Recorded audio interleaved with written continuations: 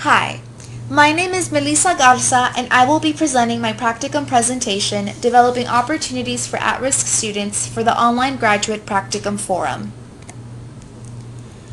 The purpose of my practicum was to apply objectives in cross-cultural awareness, intellectual development, and career exploration, and the development of a college resource program for at-risk students. My target audience was first-generation students, as they are more likely to not attend or drop out of college compared to non-first-generation students. The parents of such students may offer them unwavering support, but they may not be able to offer the understanding of a college they themselves were never able to attend. Knowledge of these processes are imperative to having a successful college career.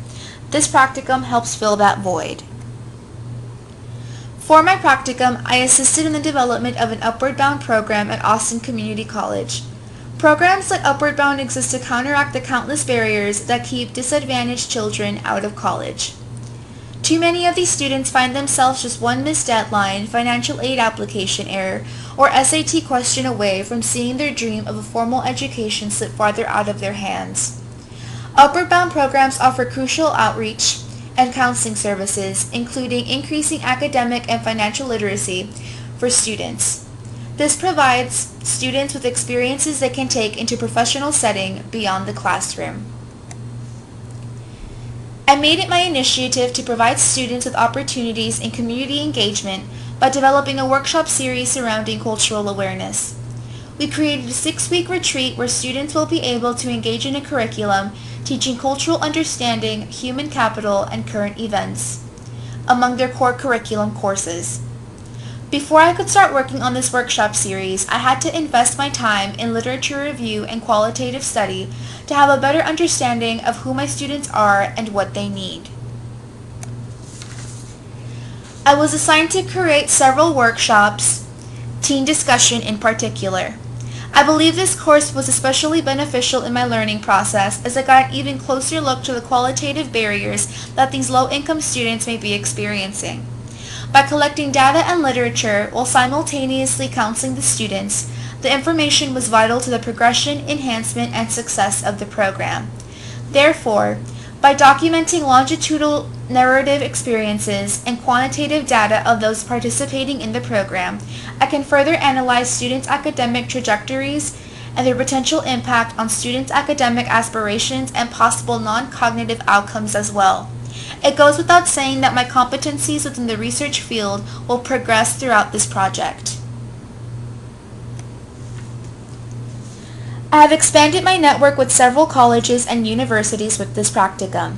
Being able to engage in conversation about ideas and co-lead and lead research projects with faculty and staff has allowed me to help our students and simultaneously polish my resume for a doctorate program. There are a few articles that were pertinent in my research and work in my practicum. For the first article, this highlights on how numerous studies in organizational psychology have tied achievement on the job to overall positive affect. According to the article, mindfulness improvements lead to increased well-being, suggesting mindfulness as a salient target for early intervention with students entering the university setting. By addressing improvements to early academic performance and overall well-being, the retention and persistence to graduation of at-risk students may be concurrently improved. With the second article, due to extreme financial crises, this article highlights on how school districts across the country have been forced to make substantial programmatic and staffing cuts. As a part of this process, districts have had to weigh the academic validity of each program. By analyzing the validity of academic assessments used to dictate which programs should stay and be removed, this is imperative to the success and establishment of a program such as Upward Bound. We want to be sure that our students are coming out of their experience successful and prepared. By examining the validity of academic assessments, we can better identify where improvements need to be made. The third article demonstrates how several factors contribute to a disproportionately lower Latino participation in college education. These factors can also be reflected in all at-risk students, as the majority of them are from a minority population.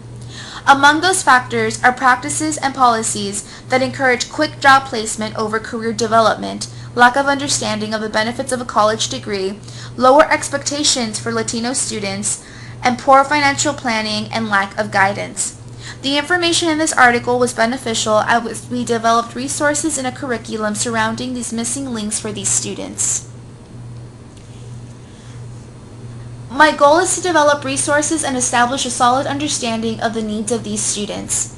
By developing a curriculum that is utilized as an intensive counseling model for low-income youth in South Austin, one that is grounded in social capital and resilience theories and is designed to increase the number of low-income students who are prepared to enter and succeed in post-secondary education.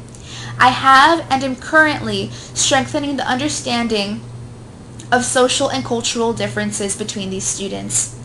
I have not only experienced what it is to be a first-generation student myself from a minority population, but I have engaged in qualitative findings from surveys, literature review, and semi-structured interviews, in addition to conducting psychological assessments that can and will provide meaning, connectedness, a sense of empowerment for the students to support their personal and academic development, college readiness, and overall well-being, expanding the cross-cultural understanding in the students and in the community as well. A weakness I encountered was the communication with superiors and administrative staff.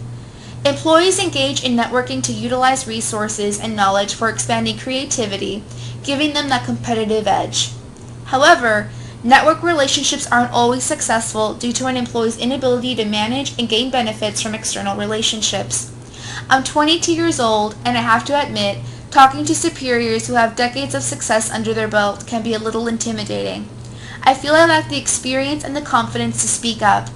Throughout this practicum, I feel I have improved immensely on this, but there is still a lot of work that could be done to make this weakness a strength.